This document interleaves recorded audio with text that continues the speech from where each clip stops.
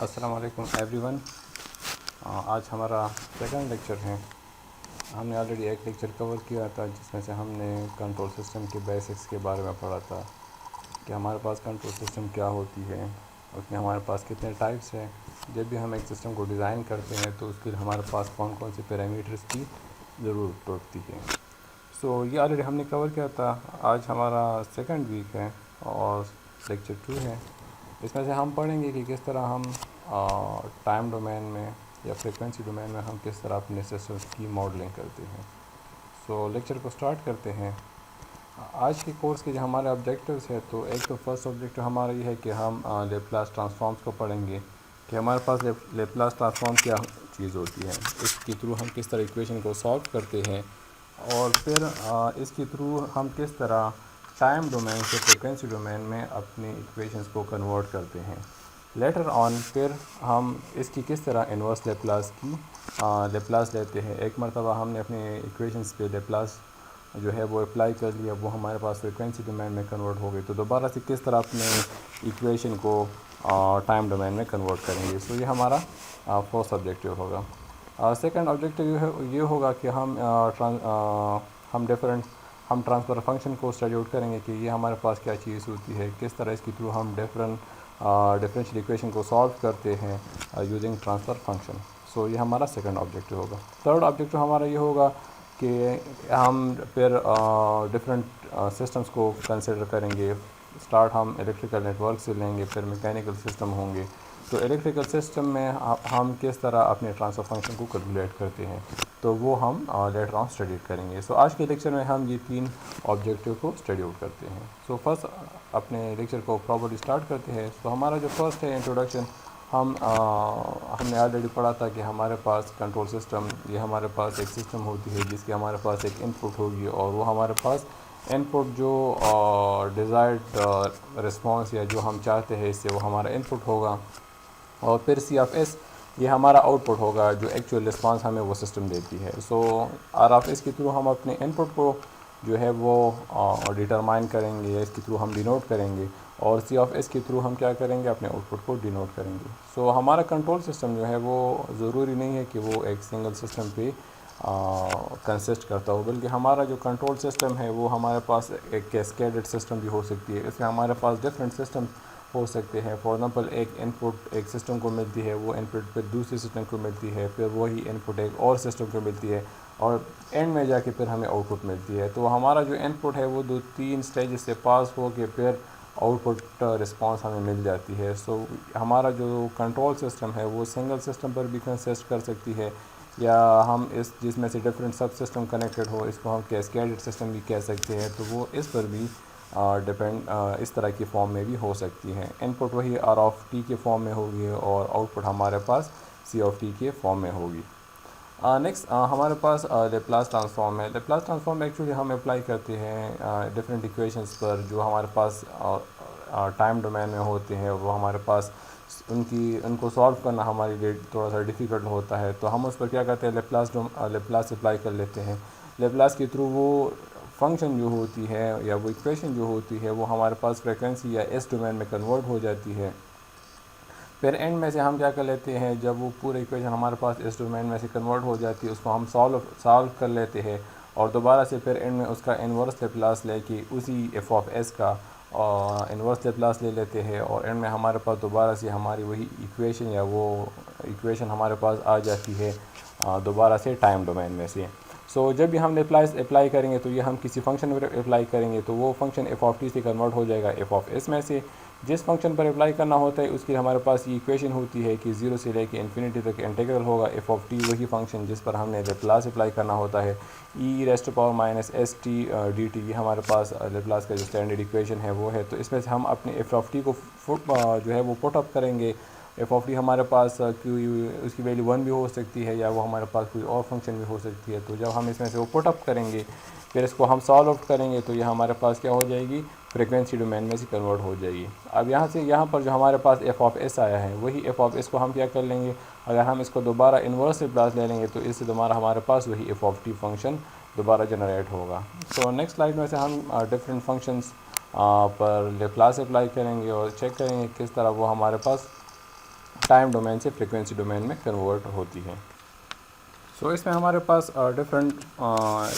Different functions हैं जिस पर अगर हम लैप्लास अप्लाई कर ले तो उसे अगर हम उस पर लैप्लास अप्लाई करेंगे तो एंड इक्वेशन हमारे पास क्या आएगी। फॉर एग्जांपल हमारे पास इम्पल्स है, तो अगर इस पर हम लैप्लास अप्लाई करेंगे तो इसे हमारे पास 1 आएगा। हमारे पास फिर स्टेप रिस्पांस है, अगर हम यू ऑफ टी जिस के थ्रू हम इसको डिनोट करते हैं, अगर हम इस पर लैप्लास अप्लाई करेंगे तो ये 1 ओवर एस आएगा। फिर टी यू ऑफ टी, इसको हम रैम्प फंक्शन कहते हैं, रैम्प। और अगर हम इस पर लैप्लास अप्लाई करेंगे तो इसे हमारे पास 1 ओवर एस स्क्वायर आएगा। फिर इस तरह साइन कॉस वगैरह, तो अगर हम इस पर लैप्लास अप्लाई करेंगे तो इससे हमारे पास क्या होगा, हमारे पास इक्वेशन आएंगे in terms of A square plus something. तो इट मीन हमारा जो टाइम डोमेन है वो कन्वर्ट हो जाती है फ्रीक्वेंसी डोमेन में से। अब एक एग्जांपल जो है वो कंसिडर करते हैं। फॉर एग्जांपल हमारे पास एक एग्जांपल है जिसमें हमें एक function F of T given है कि वो हमारे पास बराबर है A equal to A E raised power minus A T U of T के बराबर है। सो ए इसमें से कांस्टेंट है, ये हमारे पास E raised power minus A T है, और यू ऑफ टी हमारे पास स्टेप फंक्शन है। सो इस पर हमने क्या करना है, लैप्लास अप्लाई करना है। तो जब हम इस पर लैप्लास अप्लाई करेंगे तो हमारे पास जो लैप्लास का जो स्टैंडर्ड इक्वेशन है वो हमारे पास ये है कि अगर हम एफ ऑफ एस में से इसको कन्वर्ट करना चाहते हैं तो 0 to infinity F of T E raised power minus S T D T. So इसमें से हमने 0 टू इन्फिनिटी इसलिए लिया है कि इसमें हमारे पास यू ऑफ टी है, बिकॉज यू ऑफ टी हमें पता होता है कि इसकी जो रेंज है वो 0 से इन्फिनिटी तक होती है, और लेस देन 0 ये हमारे पास 0 के बराबर होती है। सो हमारे पास F of T already we know कि हमारे पास A E raised power minus A T U of T के बराबर है, तो हम एफ ऑफ टी की जगह ये इक्वेशन यहाँ पर पुट कर लेते हैं। अब यहाँ पर जो बेसिस है वो सेम है, तो इसके पावर क्या हो जाएंगे, एड अप हो जाएंगे। एक कांस्टेंट है तो इंटीग्रल से बाहर आ जाएगा, तो इंटीग्रल के अंदर E raised power minus into bracket S plus A T D T आ जाएगा। तो हमने अभी क्या करना है, इस पर लैप्लास अप्लाई करना है। जब हम इस पर लैप्लास अप्लाई करेंगे तो यहाँ पर ये 1 over E raised power 1 over S plus A आ जाएगा इंटू माइनस साइन के साथ, और E raised power minus S plus A T A into T. अब टी में से हमने 2 लिमिट्स पुट करने हैं, एक 0 लिमिट पुट करनी है और एक इन्फिनिटी लिमिट पुट करनी है। जब हम इसमें से दोनों लिमिट्स पुट करेंगे तो ई रेस्ट पावर माइनस इन्फिनिटी वो हमारे पास 0 के बराबर आएगी, और ई रेस्ट पावर माइनस 0 वो हमारे पास 1 के बराबर आएगी। तो 0 minus 1, so minus into minus ये प्लस हो जाएगा, और A raised to power A divide by S plus A हो जाएगा। तो इस तरह हम जब किसी फंक्शन पर लैप्लास अप्लाई करेंगे तो इस तरह हमारे पास वो टाइम डोमेन से फ्रीक्वेंसी डोमेन में कन्वर्ट हो जाएगा। अब अगर हम इसी फंक्शन पर दोबारा इन्वर्स लैप्लास अप्लाई करेंगे तो ये दोबारा से हमारे पास वही टाइम डोमेन में कन्वर्ट हो जाएगा। सो ये एग्जांपल था कि किस तरह हम फंक्शन पर लैप्लास अप्लाई करते हैं। नेक्स्ट हम किस तरह एक फ़ंक्शन उस पर ऑलरेडी लैप्लास अप्लाई हुआ है और वो ऑलरेडी हमारे पास फ्रीक्वेंसी या एस डोमेन में से है, तो किस तरह हम उस पर इन्वर्स लैप्लास अप्लाई करेंगे और किस तरह हम उससे दोबारा वही फंक्शन एक्सट्रैक्ट करेंगे जो ओरिजिनल टाइम डोमेन में हमारे पास थी। सो हमारे पास एक फ़ंक्शन गिवन है, वो हमारे पास बराबर है 1 over S plus 3 whole square के बराबर है। ऑलरेडी हमें पता था, ऑलरेडी हमने स्टडी आउट किया था। यहाँ पे अगर हम थोड़ी सी बैक चले जाए तो ऑलरेडी हमने यहाँ पर स्टडी आउट किया था। यू ऑफ टी हमारे पास 1 ओवर एस के बराबर है यहाँ पर, और टी यू ऑफ टी हमारे पास 1 ओवर एस स्क्वायर के बराबर है। तो अगर हम इस पर लैप्लास अप्लाई करेंगे तो ये हमारे पास 1 ओवर एस स्क्वायर के बराबर आएगा। तो एग्जांपल में अगर हम देख लें तो हमारे पास ऑलरेडी हमें पता है कि टी यू ऑफ टी का अगर हम इस पर लैप्लास अप्लाई करेंगे तो हमारे पास इसलिए 1 ओवर एस स्क्वायर आएगा।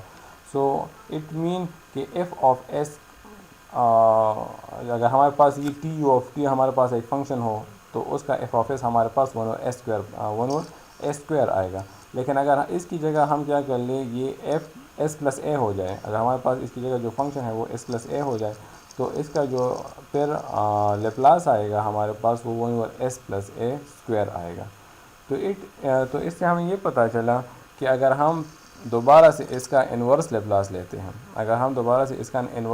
लेते हैं, तो हमारे पास ये टी यू ऑफ टी के फॉर्म में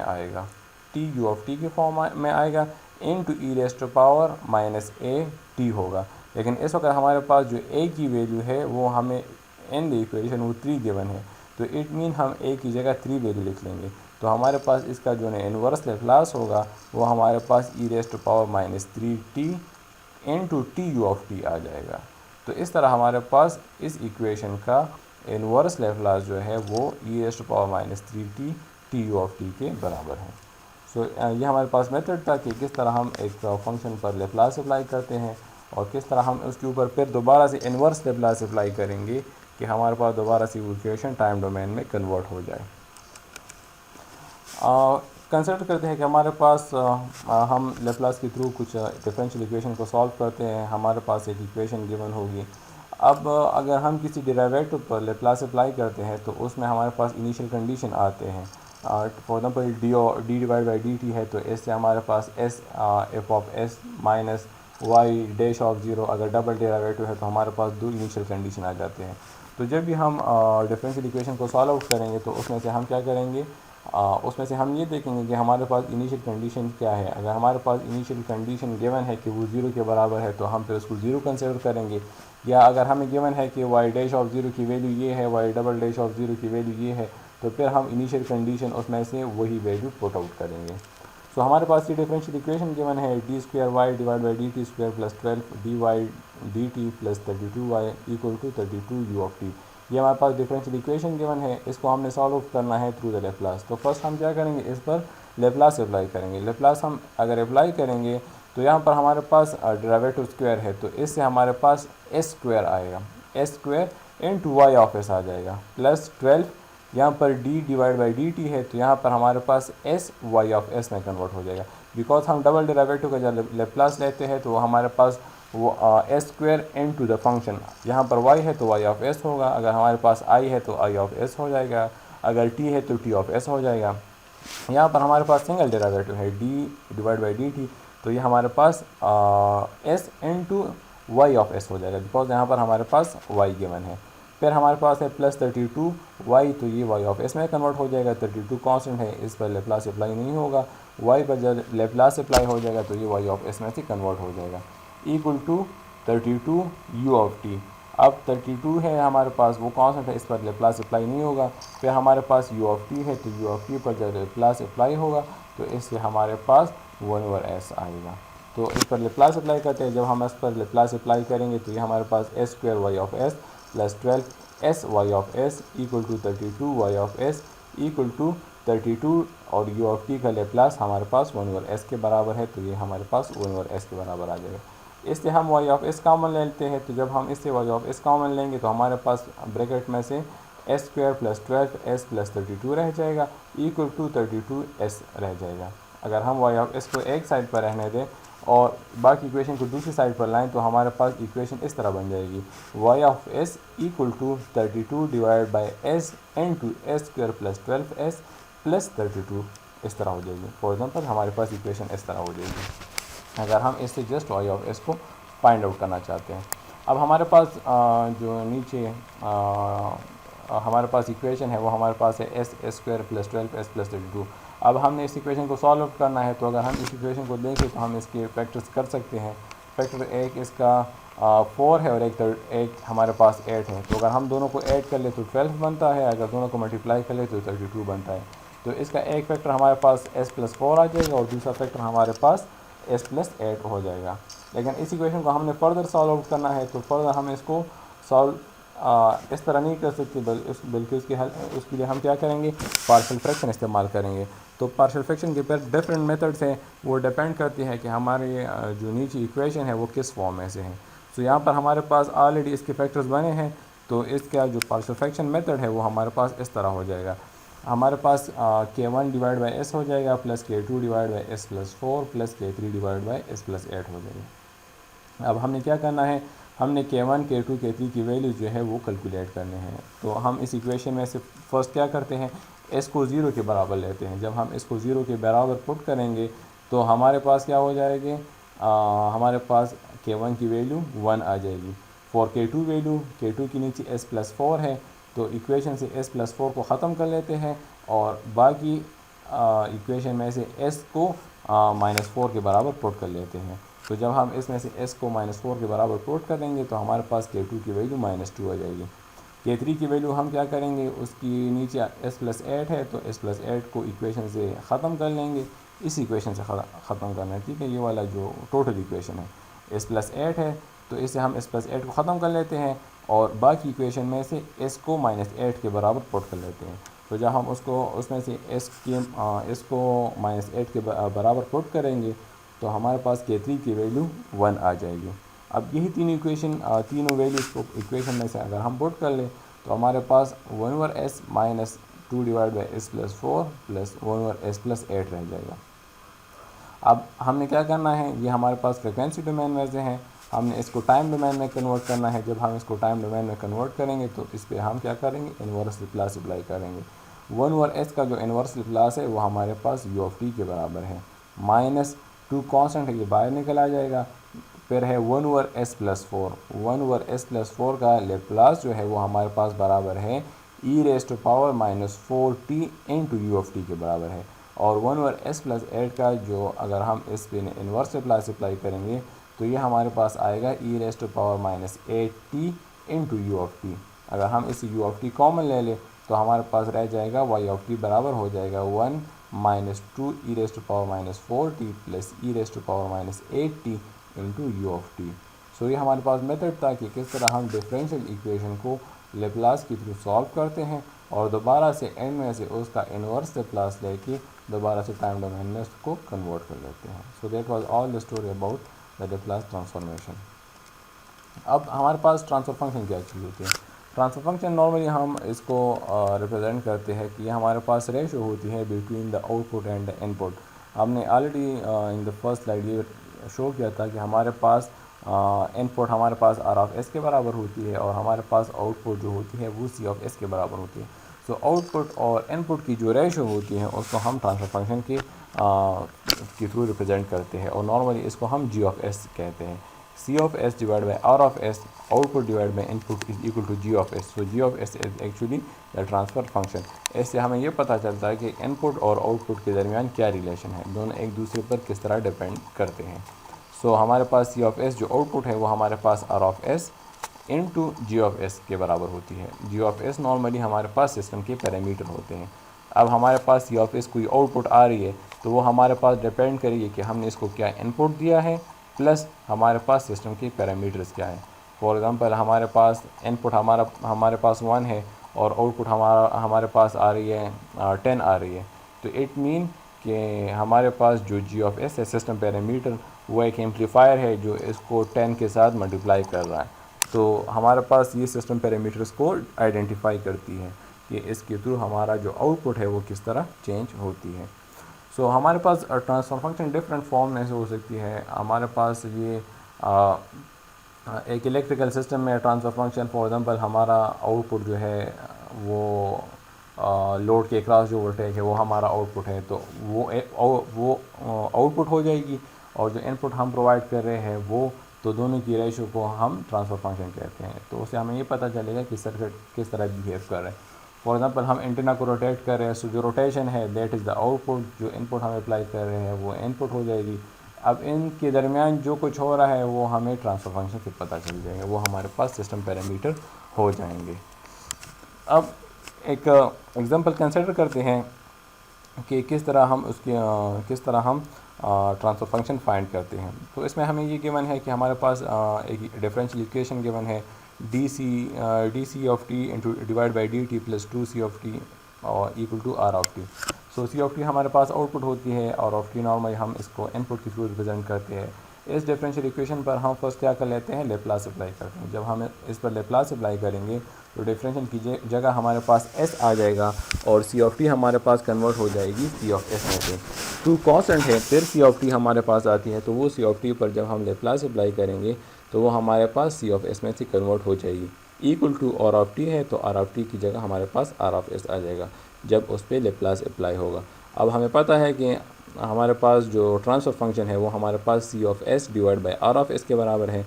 तो हम इस साइड से c(s) को अगर कॉमन ले लें तो हमारे पास अंदर ब्रैकेट में से s+2 रह जाएगा equal to r(s). So c(s) अपनी जगह पर रहने दे, divide by r(s) equal to 1 divide by S plus 2 आ जाएगा। तो इस तरह हम ट्रांसफ़र फंक्शन कैलकुलेट करते हैं। सो इस डिफरेंशियल इक्वेशन के लिए हमारे पास जो ट्रांसफ़र फंक्शन है वो हमारे पास 1 ओवर एस प्लस 2 के बराबर आती है। नेक्स्ट एक एग्जांपल कंसिडर करते हैं कि हमारे पास जो प्रीवियस एग्जांपल है हम उसको कंसिडर कर लें, लेकिन उसमें से हमारे पास जो इनपुट था वो हमारे पास हमने उसमें से आर ऑफ टी सिंपल लिया था। अब उसमें से हम क्या कर लेंगे, उसी फंक्शन में से जो हमारे पास इनपुट है उसको अब हम यू ऑफ टी के बराबर ले लें। इट मीन कि इसको हमने कोई स्टेप इनपुट दी है, तमाम इनिशियल कंडीशन को हम ज़ीरो कंसिडर करेंगे। ऑलरेडी हमने कैलकुलेट किया था इन द प्रीवियस एग्जांपल कि हमारे पास जी ऑफ एस बराबर है equal to 1 divide by S plus 2, but हमें पता है कि हमारे पास जो आर ऑफ टी है वो यू ऑफ टी के बराबर है। तो एक इक्वेशन हमारे पास टाइम डोमेन में से है, दूसरी इक्वेशन हमारे पास जी ऑफ एस जो है वो फ्रीक्वेंसी या एस डोमेन में से है। तो हम क्या कर लेते हैं, फर्स्ट आर ऑफ टी को कन्वर्ट कर लेते हैं आर ऑफ एस में से। इट मीन कि हम उसको फ्रीक्वेंसी डोमेन में कन्वर्ट कर लेते हैं। सो जब हम आर ऑफ टी को फ्रीक्वेंसी डोमेन में कन्वर्ट करेंगे तो वो हमारे पास आर ऑफ एस हो जाएगा, और यू ऑफ टी पर जब हम लेप्लास अप्लाई करेंगे तो वो हमारे पास 1 ओवर एस के फॉर्म में से कन्वर्ट हो जाएगा। अब हमें पता है हमने क्या कैलकुलेट करना है, सी ऑफ टी कैलकुलेट करनी है। हमें पता है कि सी ऑफ टी हमारे पास बराबर होती है G of S into G of T into R of T के बराबर होती है। बट हमें इस वक्त इक्वेशन दोनों जो है वो जी ऑफ एस और आर ऑफ एस दोनों हमारे पास फ्रिक्वेंसी डोमेन में से हैं। तो हम जी ऑफ एस और आर ऑफ एस को मल्टीप्लाई कर लेते हैं, इसको सॉल्व कर लेते हैं, फिर एंड में से इन्वर्स लेप्लास अप्लाई करके इसी सी ऑफ टी फाइंड आउट कर लेते हैं। सो वी नो कि हमारे पास सी ऑफ एस बराबर होगा आर ऑफ एस की into G of S. R of S हमारे पास 1 ओवर एस के बराबर है into 1 over S plus 2। So ये दोनों हमारे पास कंबाइन इक्वेशन आ गए। इसको सॉल्व करना है through the partial fraction. So A divide by S plus B divide by S plus 2। First हम क्या कर लेते हैं, ए की वैल्यू फाइंड कर लेते हैं, और उसके मुताबिक हम इसकी वैल्यू इक्वेशन में से ज़ीरो पुट कर लेते हैं। तो उससे हमारे पास ए की वैल्यू 1 ओवर 2 आती है। फिर फॉर द बी वैल्यू हम क्या कर लेते हैं, इसकी वैल्यू -2 पुट कर लेते हैं, तो उससे हमारे पास -1 ओवर 2 की वैल्यू आती है। सो हमारे पास जो सी ऑफ एस है A divide by S plus B divide by S plus 2, वो हमारे पास कन्वर्ट हो जाएगा ए डिवाइड बाई एस। तो ए की वैल्यू है 1 over 2 divide by s minus b divide by, तो बी की वैल्यू हमारे पास -1 ओवर 2 है। So -1 over 2 s plus 2। अभी इस इक्वेशन पे दोबारा से इन्वर्स लेप्लास अप्लाई कर लेते हैं, तो ये हमारे पास सी ऑफ टी में कन्वर्ट हो जाएगा। 1 ओवर 2 कॉन्स्टेंट है वो बाहर निकल आ जाएगा, अंदर हमारे पास 1 ओवर एस है। सो 1 ओवर एस का लेप्लास हमारे इन्वर्स लेप्लास वो हमारे पास यू ऑफ टी के बराबर है। -1 ओवर 2 कॉन्स्टेंट है ये बाहर आ जाएगा, और E raised to power -2t U of T. So हमारे पास इक्वेशन इस फॉर्म में से कन्वर्ट हो जाएगी। तो जब हम इस पर इन्वर्स लेप्लास अप्लाई करेंगे तो हमारे पास सी ऑफ टी आ जाएगा 1 over 2 -1 over 2 e raised to power -2t into U of T. U of T हमारे पास स्टेप रिस्पॉन्स है। सो ये हमारे पास अगर हमारे पास इनपुट चेंज हो जाए तो हम फिर किस तरह अपने आउटपुट, तो अब अगर हमारे पास इनपुट चेंज होगी तो हमारे पास आउटपुट रिस्पॉन्स चेंज हो गई। फॉर द फर्स्ट हमारे पास आउटपुट रिस्पॉन्स जो थी वो डिफरेंट आ रही थी, लेकिन अब हमारे पास इनपुट स्टेप रिस्पॉन्स हो गई, जिसकी वजह से हमारी ट्रांसफ़र फंक्शन चेंज हो गई। उसके मुताबिक हमारे पास हमारे आउटपुट पैरामीटर्स चेंज हो गए। सो इनपुट के चेंज करने से या सिस्टम के पैरामीटर्स के चेंज करने से हमारा आउटपुट जो है वो इफ़ेक्ट होता जाएगा।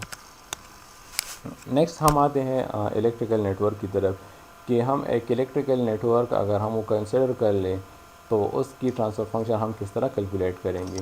बिकॉज़ वी नो कि हमारे पास जो कंट्रोल सिस्टम है वो हमारे पास ये नहीं है कि कोई एक सिस्टम पे कंसिस्ट होगा, बल्कि हमारा कंट्रोल सिस्टम वो डिफरेंट सिस्टम्स पे या सब सिस्टम पे कंसिस्ट करता है। हमारे कंट्रोल सिस्टम में इलेक्ट्रिकल सिस्टम भी होंगे, मैकेनिकल सिस्टम भी होंगे, उसमें हमारे पास जो है वो एम्पलीफायर्स वगैरह भी लगे होंगे, गियर्स वगैरह भी लगे होंगे।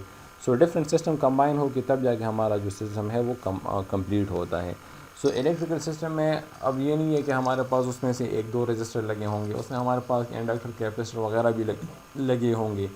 अब हमारा आउटपुट ये नहीं है कि हम रजिस्टर से ले लें। फॉर एग्ज़ाम्पल हमारे पास एक इलेक्ट्रिकल नेटवर्क है जिसमें से हम इनपुट प्रोवाइड कर रहे हैं, लेकिन हम इंटरेस्टेड हैं आउटपुट अक्रॉस द कैपेसिटर। वो 2-3 लूप का सर्किट है, लेकिन हम आउटपुट अक्रॉस द कैपेसिटर जो है वो इंटरेस्टेड है। तो इस वक्त हमारा ट्रांसफ़र फंक्शन चेंज होगा। हम इंडक्टर के आउटपुट के क्रॉस इंटरेस्टेड हैं तो हमारा ट्रांसफ़र फंक्शन चेंज होता जाएगा। सो इट मीन कि हम अपने हमारा जो ट्रांसफ़र फंक्शन है वो हमारे आउटपुट और इनपुट पर डिपेंड करता है कि हमारा आउटपुट हम कहाँ से आउटपुट ले रहे हैं, हम एक और रेजिस्टर ले रहे हैं, कैपेसिटर ले रहे हैं, इंडक्टर ले रहे हैं। सो इन दिस वो हम डिफरेंट इलेक्ट्रिकल नेटवर्क को स्टडी आउट करते हैं कि किस तरह हम क्या करेंगे, उस पर ट्रांसफ़र फंक्शन लेप्लास अप्लाई करेंगे और फिर उसके थ्रू हम अपने ट्रांसफ़र फंक्शन को कैलकुलेट करेंगे।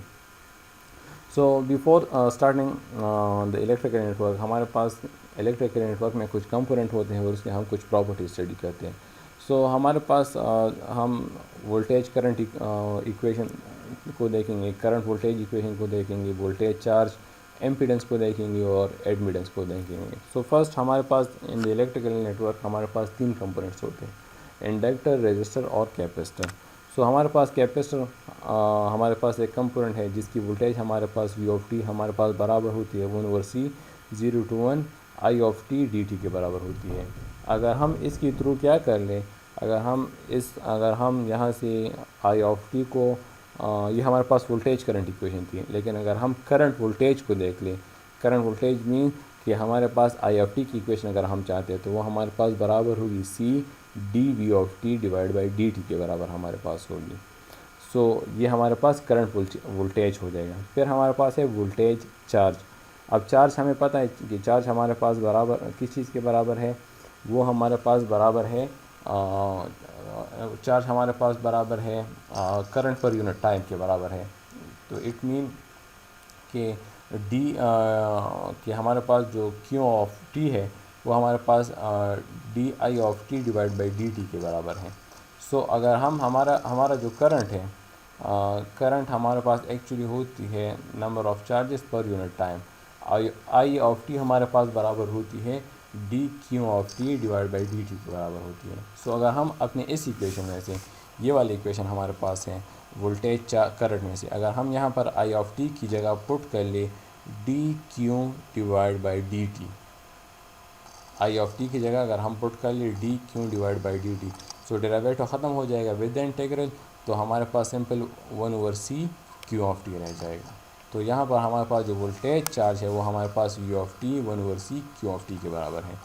नेक्स्ट हमारे पास है एम्पीडेंस Z of S V of S divide by I of S। तो इट मीन्स हमने क्या करना है, हमने किसी भी इक्वेशन को ले लें, फॉर एग्जांपल अगर हम इस इक्वेशन को ले लें या इस इक्वेशन को ले लें, अगर हम इस इक्वेशन पर लेप्लास अप्लाई कर लें तो ये हमारे पास I ऑफ S में से कन्वर्ट हो जाएगा इक्वल टू C, यहाँ पर हमारे पास आ जाएगा d डिवाइड बाई dt, इससे हमारे पास S आ जाएगा इनटू V ऑफ S आ जाएगा। अब हमें रिक्वायर्ड है V of S divide by I of S, तो इट मीन कि यहाँ पर जो CS है उसको हम इस साइड पर डिवाइड कर लेंगे, तो यहाँ पर हमारे पास 1/CS है। एक्चुअली इस इक्वेशन पर लेप्लास अप्लाई कर ले या इस इक्वेशन पर लेप्लास अप्लाई कर ले, दोनों में वोल्टेज करंट मौजूद है, वोल्टेज डिवाइड बाई करंट हमारे पास एम्पीडेंस के बराबर आ जाएगी। नेक्स्ट हमारे पास एडमिटेंस है, एडमिटेंस हमारे पास Y ऑफ S के बराबर है। सो हम इसका रेसिप्रोकल ले लेते हैं 1/CS का, जब हम रेसिप्रोकल लेंगे तो इससे हमारे पास CS आ जाएगा। फिर हमारे पास रेजिस्टर है, रेजिस्टर हमारे पास उसका जो वोल्टेज करंट है V ऑफ टी हमारे पास R I ऑफ टी के बराबर है, और अगर हम यहाँ से I ऑफ टी ले लें तो V of T divide by R के बराबर करंट वोल्टेज रिलेशन आ जाएगा। नेक्स्ट हमारे पास है वोल्टेज चार्ज रिलेशन है, तो यहाँ पर करंट की जगह हम dQ divide by dt put कर लेते हैं। So V of T equal to R dQ divide by dt, यहाँ पर कोई इंटीग्रल वगैरह नहीं है तो इसलिए यहाँ पर हमारे पास dQ डिवाइड बाई dt के फॉर्म में आ जाएगा। इसकी जो अगर हम इस पर लेप्लास अप्लाई कर ले तो यह हमारे पास या इस पर लेप्लास अप्लाई कर ले V of S equal to R into I of S, so V divide by S V of S divide by I of S हमारे पास R के बराबर आ जाएगा, और इसका अगर हम रेसिप्रोकल ले लें तो ये हमारे पास फिर G के बराबर भी आ जा सकता है। फिर हमारे पास इंडक्टर है, इंडक्टर एज वी नो कि V ऑफ टी हमारे पास बराबर होती है L di बाई dt के बराबर होती है, और I ऑफ टी अगर हम यहाँ से लेना चाहते हैं तो डेरिवेटिव ख़त्म करने के लिए हम इंटीग्रल ले लेते हैं, तो यहाँ पर भी इंटीग्रल आ जाएगा, यहाँ पर भी इंटीग्रल आ जाएगा, यहाँ पर I ऑफ टी रह जाएगा, यहाँ पर इंटीग्रल V ऑफ टी आ जाएगा, यहाँ पर L है तो अगर L को हम इस साइड पर डिवाइड कर लें सो 1/L आ जाएगा। So I of T equal to 1/L integral of V of T dt के बराबर आ जाएगा। अब यहाँ पर हमारे पास D I divide by D T है, तो आई ऑफ टी की जगह हम D Q divide by D T put कर लेते हैं, तो यहाँ से हमारे पास L D square Q divide by D T square आ जाएगा। तो यहाँ पर हमारे पास जो वोल्टेज चार्ज है वो हमारे पास L D square Q divide by D T के बराबर आ जाएगा। इस पर अगर हम लेप्लास अप्लाई कर ले तो V of S equal to L S I of S. So अगर आई ऑफ एस को हम इस साइड पर शिफ्ट कर ले तो एल एस रह जाएगा, तो यहाँ हमारे पास एल एस इसकी इम्पीडेंस आ जाएगी। और अगर हम इस पर इन्वर्स लेप्लास अप्लाई कर इसको अगर हम इसके रेसिप्रोकल ले लें तो हमारे पास 1/LS आ जाएगा। तो इट मीन किसी भी इलेक्ट्रिकल नेटवर्क में हमारे पास ये तीनों कंपोनेंट्स मौजूद होते हैं, तो उस पे हम अगर हम उसको टाइम डोमेन में से सॉल्व करेंगे तो वो कम्प्लेक्स होगा, तो हम उसको उसकी एम्पीडेंस को कंसिडर करेंगे इन द फ्रिक्वेंसी डोमेन, तो तब जाके हमारे पास वो सिंपली सॉल्व हो जाएगा। अब स्टार्ट करते हैं कि किस तरह हम डिफरेंट इलेक्ट्रिकल सिस्टम को सॉल्व आउट करेंगे। तो हम एक सिंपल सर्किट कंसिडर कर लेते हैं जिसमें हमारे पास सिंपल एक लूप होगा। सो उसको हमने सॉल्व आउट करना है और उसमें से हमने ट्रांसफ़र फंक्शन जो है वो कैलकुलेट करना है। किस तरह का transfer function, V C of S to the input, it mean कि V C of S divide by V of S, ये हमारे पास जी ऑफ एस के बराबर है। So voltage across the capacitor ये हमारा आउटपुट है और जो इनपुट वोल्टेज है वो वी ऑफ एस ये हमारा इनपुट है। इन दोनों का जो रेशो है वो हमने कैलकुलेट करना है। हमारे पास ये सर्किट है वी ऑफ, जिसमें हमारे पास इंडक्टर, कैपेसिटर और रेजिस्टर लगे हैं, सिंगल लूप है, आई ऑफ टी करंट इसमें से फ्लो करती है, वी ऑफ टी क्या है, इस पे हमने जो है वो वोल्टेज उस पर अप्लाई हो रहा है। जो वोल्टेज अक्रॉस द कैपेसिटर है वी सी ऑफ टी ये हमारा आउटपुट है, इसको हमने कैलकुलेट करना है। फर्स्ट हम क्या कर लेते हैं, फर्स्ट हम इसमें से के वी एल लूप अप्लाई कर लेते हैं। So according to the K V L, V L plus V R plus V C is equal to V of T. हमें पता है कि वी एल हमारे पास बराबर है L D I by D T के बराबर है, वी आर हमारे पास बराबर है आर आई के, और वी सी हमारे पास बराबर है 1/c integral of I of T D T equal to the input voltage. So drop voltage is equal to the rise voltage. ये हमारा फर्स्ट स्टेप हो गया। अब हम क्या कर लेते हैं, हम इस तरह कर लेते हैं कि हमारे पास जितने करंट्स है इसमें से उन तमाम करंट्स को हम चार्ज में से कन्वर्ट कर लेते हैं। चार्ज में से हम उसको इसलिए कन्वर्ट करते हैं ताकि हमारे पास ये इक्वेशन को सॉल्व करने हमारे पास थोड़ी सी सिंप्लिसिटी हो जाए। तो इट मीन कि यहाँ पर जो डी आई ऑफ टी है, यहाँ पर हम आई ऑफ टी की जगह D Q divide by D T put कर लेते हैं, यहाँ पर भी पुट कर लेते हैं और यहाँ पर भी पुट कर लेते हैं। जब यहाँ पर हम पुट करेंगे तो ऑलरेडी ये हमारे पास स्क्वायर हो जाएगा, ये हमारे पास सिंगल डेरिवेटिव हो जाएगा और यहाँ पर हमारे पास सिर्फ क्यू ऑफ टी आ जाएगा। सो जब हम इस पर पुट करेंगे तो ये हमारे पास D square Q of T divide by D T square आ जाएगा, plus R D Q divide by D T plus 1/c Q of T equal to V of T. यहाँ पर हमने D Q divide by D T put कर लिया तो derivative integral ख़त्म हो गए। So 1/c Q of T आ गया, आई ऑफ टी की जगह डी क्यू पुट कर लिया तो डेरिवेटिव आ गया। यहाँ पर ऑलरेडी डेरिवेटिव मौजूद है, एक डेरिवेटिव ये हो गया, तो जिसकी वजह से हमारे पास ये इंडक्टर में डबल डेरिवेटिव आ गए। सो इट मीन कि अब हमारे पास तमाम, अगर हम अपने डिफरेंशियल इक्वेशन को देख लें तो उसमें से तमाम डेरिवेटिव्स मौजूद है। तो इट मीन इसको हमारी आसान सॉल्व करना थोड़ा सा सिंपल है। बट हमें ये भी पता है कि हमारे पास जो कैपेसिटर, जो हमारे पास चार्ज है वो हमारे पास बराबर होती है C Q is equal to C V के बराबर होती है। चार्ज इज इक्वल टू हमारे पास बराबर होती है capacitance multiply by the voltage. So it mean कि हम अपनी इक्वेशन को क्या कर लेते हैं, थोड़ा सा मॉडिफाई करते हैं। मॉडिफाई हम इसलिए करते हैं कि हम अपने रिक्वायर्ड रिज़ल्ट की तरफ जाना चाहते हैं। हमारा रिक्वायर्ड रिज़ल्ट है वी सी, तो हम अपनी इक्वेशन को इस तरह जो है वो इस फॉर्म में लिखेंगे कि उसमें से हमारे पास वी सी और वी ऑफ एस ये दोनों फॉर्म्स हो।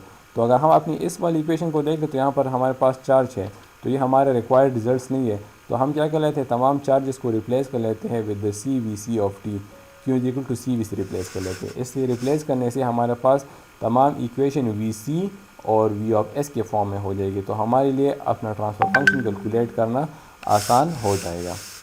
सो already we know, so Q of T की जगह अगर हम C V of T put कर ले तो हमारी इक्वेशन इस तरह बन जाएगा। सो अगर हम थोड़ा सा रिवाइज कर ले यहाँ पर, सो एल सी कॉन्स्टेंट आ जाएगा, D square Q of T की जगह हमारे पास D square divide by D square V C of T आ जाएगा, R C D divide by D T into V C of T 1/c C V C of T, तो C और सी ख़त्म हो जाएगा, तो यहाँ पर simple V C of T रह जाएगा। तो अगर हम इक्वेशन को देख लें तो हमारे पास ये इस फॉर्म में से कन्वर्ट हो जाएगी। अब क्या कर लेते हैं, अब हम इस पर लेप्लास अप्लाई कर लेते हैं। लेप्लास अप्लाई करेंगे तो हमारे पास एल सी, यहाँ से हमारे पास S square V C of S आ जाएगा। R C D divide by D T S के बराबर है V C of S into V of S. So जब हम इस पर लेप्लास अप्लाई करेंगे, so L S into S square plus R C S plus 1, इससे इन्होंने वी ऑफ सी कॉमन लिया हुआ है, तो equal to V of C. अब हम इंटरेस्टेड है V C divide by V of S में से, तो equal to 1 divide by L C S square plus R C S plus 1। तो ये हमारे पास एस फॉर्म में से कन्वर्ट हो जाएगी। बट हमारा जो डिफरेंशियल इक्वेशन, हमारा जो इक्वेशन है यहाँ पर L C S square plus R C S plus 1, यहाँ पर हमारे पास एस के साथ जितने कांस्टेंट हैं, वेरिएबल्स हैं, वो हम इससे क्या करते हैं, ख़त्म कर लेते हैं। तो इट मीन हम क्या कर लेते हैं, एस से एल सी कॉमन ले लेते हैं। जब हम इससे एल सी कॉमन लेंगे तो यहाँ पर एस स्क्वायर रह जाएगा प्लस आर सी, तो सी तो ऑलरेडी हमने एक्सट्रैक्ट किया हुआ है, तो यहाँ पर हमारे पास आर डिवाइड बाई एल है plus 1 divide by L C आ जाएगा। सो इसको हम फिर ऊपर जो है वो ले आते हैं, तो हमारे पास ये 1 ओवर एल सी आ जाएगा। सो हमारे पास जब हम इस इक्वेशन को सॉल्व करेंगे, इक्वेशन इस तरह सॉल्व करना है कि एस स्क्वायर के साथ कोई टर्म ना हो, तो इससे हम ये कॉमन ले लेते हैं, जिसकी वजह से हमारे पास ये, तो यहाँ पर एल सी बाहर निकल आएगा, इसको हम फिर ऊपर शिफ्ट कर लेते हैं, तो हमारे पास जो ट्रांसफ़र फंक्शन है V C divide by V of S, वो हमारे पास 1 over L C E divide by S square plus R L S plus 1 over L C के बराबर आ जाएगा। सो ये हमारे पास ट्रांसफ़र फंक्शन है कि किस तरह हम इलेक्ट्रिकल सिस्टम में अपने ट्रांसफ़र फंक्शन को कैलकुलेट करते हैं। सो अगर हम अपने ब्लॉक डायग्राम से, अब जो इलेक्ट्रिकल नेटवर्क था उसको हम एक सिंगल ब्लॉक डायग्राम से रिप्रेजेंट कर सकते हैं कि हमारा ये इनपुट था वी ऑफ एस, वी सी हमारा आउटपुट है, और जो सिस्टम के पैरामीटर है वो हमारे पास ये वाले हैं। सो जो आउटपुट है वो इन पैरामीटर के थ्रू हमारे पास चेंज होता रहता है। अच्छा, इसी सर्किट को दोबारा कंसिडर करते हैं और इसको एक और मेथड से सॉल्व करते हैं। हम इसको सिंपल मैश एनालिसिस के थ्रू सॉल्व करते हैं।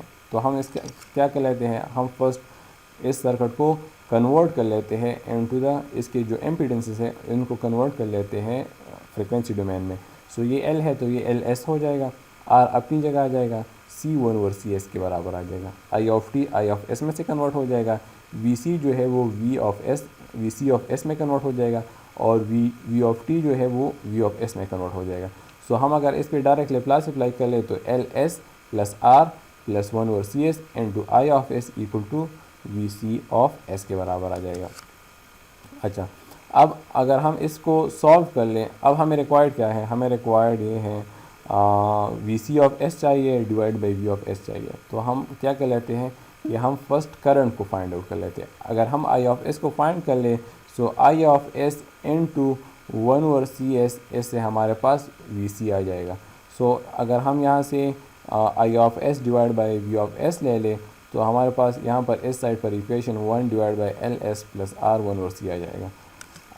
हमारे पास जो वी ऑफ सी है, हम वी ऑफ सी में इसलिए इंटरेस्टेड है कि वो हमारा ट्रांसफर फंक्शन है, वो हमारा आउटपुट है। सो वी ऑफ सी हमारे पास बराबर आ जाएगा current multiply by the impedance of the capacitor. Impedance of the capacitor हमारे पास 1 ओवर सी एस के बराबर है। सो हम यहाँ से वी ऑफ एस को अगर हम इस साइड पर शिफ्ट कर लें तो हमारे पास यहाँ पर सिंपल आई ऑफ एस रह जाएगा।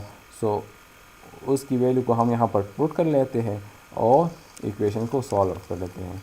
सो इक्वेशन को जब हम सॉल्व आउट करेंगे तो हमारे पास ये क्या हो जाएगा, हमारे पास ट्रांसफर फंक्शन हमारी कैलकुलेट हो जाएगी। सो ये भी एक मेथड है जिसके थ्रू हम अपने ट्रांसफर फंक्शन को कैलकुलेट कर सकते हैं। नेक्स्ट हम इसी सर्किट को सॉल्व करते हैं एक और मेथड से।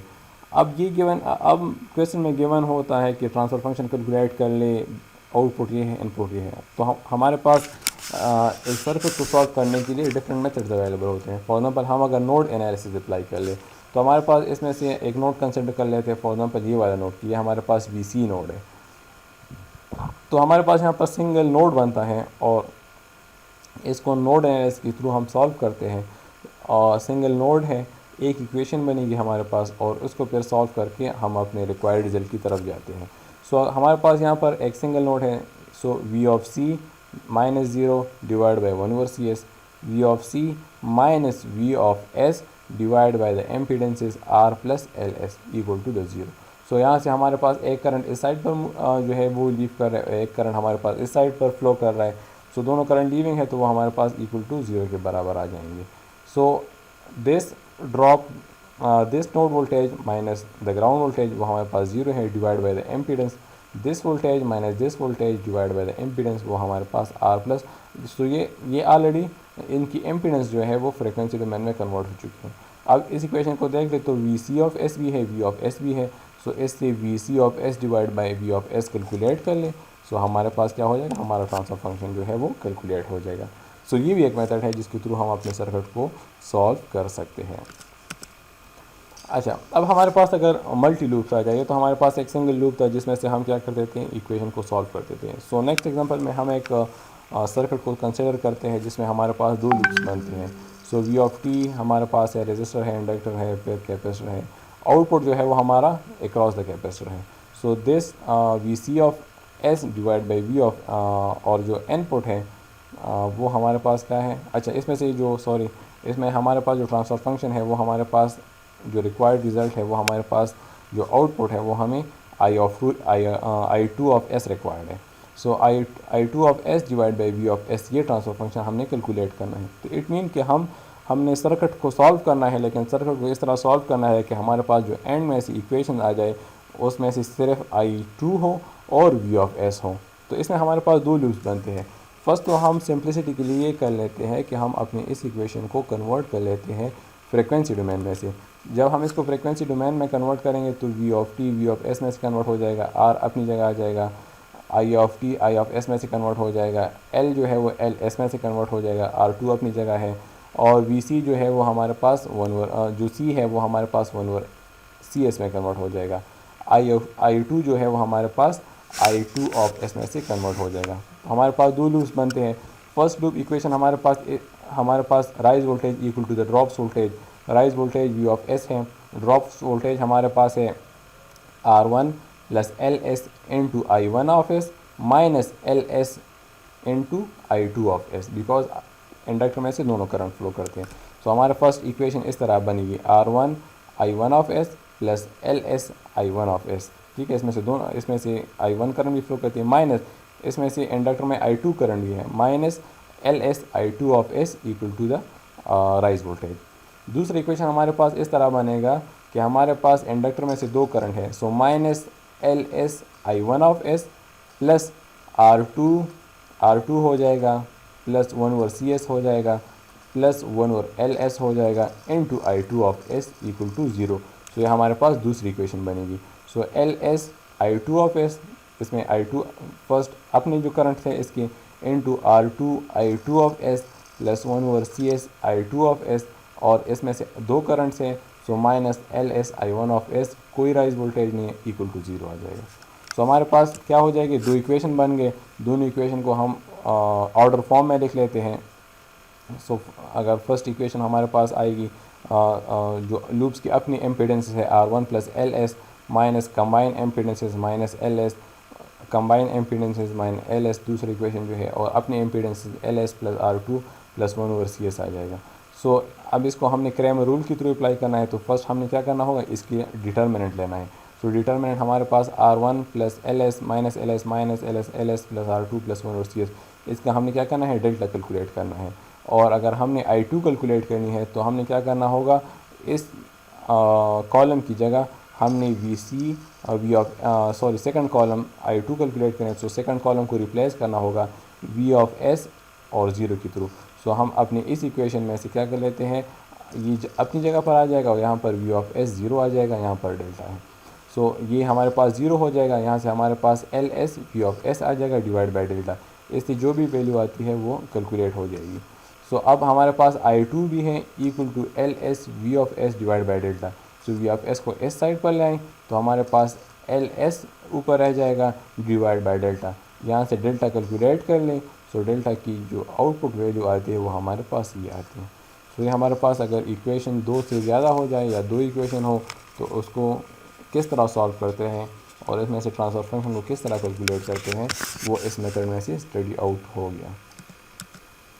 अच्छा, नेक्स्ट अगर हम इसी सर्किट को सॉल्व कर ले with the node analysis, so हमारे पास दो लूप्स थे तो दो इक्वेशन आ गए, तो इसमें हमारे पास दो नोड्स बनते हैं, एक हमारे पास वी एल नोड है, दूसरा हमारे पास वी सी नोड है।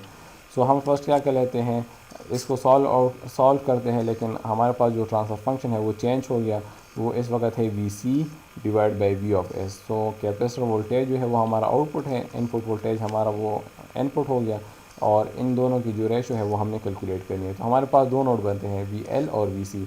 तो हमारे पास दो इक्वेशन आएगी। फर्स्ट इक्वेशन हमारे पास इस तरह आएगी कि V L minus V divide by R one plus V L divide minus zero divide by L S plus V L minus V C divide by R two equal to zero. तो ये हमारे पास first equation आएगी। देखें, V L minus V S divide by R one, V L divide by L S plus V L minus V C divide by R two equal to zero. दूसरी equation हमारे पास इस तरह बनेगी। अब हम वी सी नोट को consider कर लेते हैं, V C minus V L divide by R two और V C minus zero divide by one over C S equal to zero. तो ये हमारे पास दूसरी इक्वेशन बन जाएगी, V C minus V L divide by R two और V C divide by one over C S. तो C S ऊपर आ जाएगा, so we C C S के बराबर आ जाएगा। सो ये हमारे पास दो इक्वेशन बन गए। दोनों इक्वेशन हमारे पास इसको हमने क्या करना है, सॉल्व आउट करना है। लेकिन इसको हम हमारे पास यहाँ पर R one one over R one है, वन ओवर आर टू है, तो इसको हम कन्वर्ट कर लेते हैं इनके कंडक्टेंस में से। तो इस वन ओवर आर वन को हम जी वन कह लेते हैं और वन ओवर आर टू को हम जी टू कह लेते हैं। तो हमारे पास जो इक्वेशन है वो हमारे पास इस तरह हो जाएगी, G one G two plus one over L S V L minus V G two V C equal to V S into G one. दूसरी इक्वेशन हमारे पास minus G two V L plus G two plus V C plus C S into V C of S equal to zero. अगर आप convert नहीं करना चाहते तो भी ठीक है, दोनों मेथड सेम है, लेकिन सिंपलिसिटी के लिए हमने इसको कन्वर्ट कर लिया। अब हमने क्या करना है, इसको क्रैमर रूल के थ्रू जो है वो सॉल्व आउट करना है। क्रैमर रूल के थ्रू हमने क्या करना है, वी सी की वैल्यू को हम लोग कैलकुलेट करने हैं। सो यहाँ से इनको मैट्रिक्स फॉर्म में से कन्वर्ट कर लेंगे, इसके हम डिटर्मिनेंट कैलकुलेट डेल्टा जो है वो कैलकुलेट कर लेंगे, और फिर V C divided by V of S. तो इट मीन कि हमने क्या करना होगा, सेकंड कॉलम को रिप्लेस करना होगा V of S into G one into zero, इससे रिप्लेस करना होगा। तो हमारे पास क्या हो जाएगा, ये इक्वेशन सॉल्व हो जाएगी, हमारा ट्रांसफर फंक्शन जो है वो कैलकुलेट हो जाएगा। सो एक सर्किट को आप डिफरेंट मेथड से सॉल्व कर सकते हैं, जो मेथड सिंपल हो वही मेथड कंसिडर कर ले, उसके थ्रू इसको सॉल्व कर ले। अच्छा, नेक्स्ट एक सर्किट है फॉर द सिंपलिसिटी। इसमें से ये है कि इसकी सिर्फ इक्वेशन लिख लें, सॉल्व नहीं करना, लेकिन हमारे पास क्या है, इसकी लूप्स ज़्यादा हैं। ये हमारे पास सर्किट है, इसमें हमारे पास 3 लूप्स हैं, प्लस हमारे पास जितने रेजिस्टर इंडक्टर कैपेसिटर हैं उनकी कुछ ना कुछ वैल्यू हमारे पास है। फॉर एग्जांपल ये हमारे पास इस कैपेसिटर की वैल्यू 1 ओवर एस है, 1 ओम्स है, 4 एस है और 2 एस है, 1 है, 3 एस है। तो हमारे पास 3 लूप्स बनते हैं। फर्स्ट लूप अगर हम कंसिडर कर ले तो वो हमारे पास कुछ इस तरह बनेगा, V of S rise voltage equal to impedances इस लूप के 1 + 1 to 2 + 2s into I1 of S.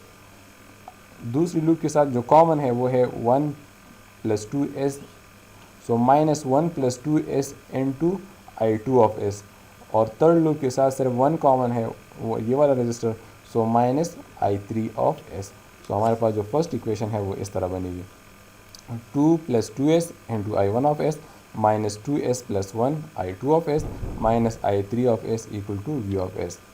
Second equation को अगर हम देख ले तो सेकेंड इक्वेशन अगर हम देख ले तो फर्स्ट लूप के साथ जो कॉमन है तो 1 minus into 1 + 2s I1 of S ये कॉमन है, इसकी अपनी इम्पीडेंस है। सो 1 प्लस ये 4 है, 3 है, 2 है, तो इससे हमारे पास बनती है 9। So 1 + 9s into I2 of S minus 4s into I3 of S. So ये हमारे पास सेकंड इक्वेशन हो जाएगी। थर्ड इक्वेशन को अगर हम देख लें, सो फर्स्ट लूप के साथ -I1 of S minus 4s I2 of S, और इसके जो अपने हैं so 1 + 4s + 1 over S into I3 of S. So ये हमारे पास थर्ड इक्वेशन हो गई। सो ये हमारे पास तीन इक्वेशन आ गए। अब इसमें से जो हमारा ट्रांसफ़र फंक्शन होगा, हमारा जो आउटपुट होगा, फॉर एग्जांपल वो कैपेसिटर के क्रॉस है या वो इंडक्टर के क्रॉस है, उसके मुताबिक हम इसको सॉल्व आउट कर लेंगे और एस से हमारे पास फिर एंड रिज़ल्ट जो ट्रांसफ़र फंक्शन है वो कैलकुलेट हो जाएगा। So thank you very much for this lecture. इस लेक्चर में हमने ये स्टडी आउट कर लिया कि हमारे पास लेप्लास क्या होती है, इसके थ्रू हम ट्रांसफ़र फंक्शन को किस तरह इसके थ्रू हम डिफरेंशियल इक्वेशन को किस तरह सॉल्व करते हैं। फिर हमारे पास ट्रांसफ़र फंक्शन क्या होती है, इसके हम एक डिफरेंशियल इक्वेशन में ट्रांसफ़र फंक्शन किस तरह कैलकुलेट करते हैं। फिर हमने क्या कर लिया, डिफरेंट इलेक्ट्रिकल नेटवर्क्स जो है वो कंसिडर कर ली और उसमें से हमने ट्रांसफ़र फंक्शन जो है वो कैलकुलेट कर लिया। इसके बाद इन द नेक्स्ट लेक्चर इंशाल्लाह हम मैकेनिकल सिस्टम को कंसिडर करेंगे और उसमें से हम फिर ट्रांसफ़र फंक्शन वगैरह को कैलकुलेट करेंगे। So thank you very much for your time.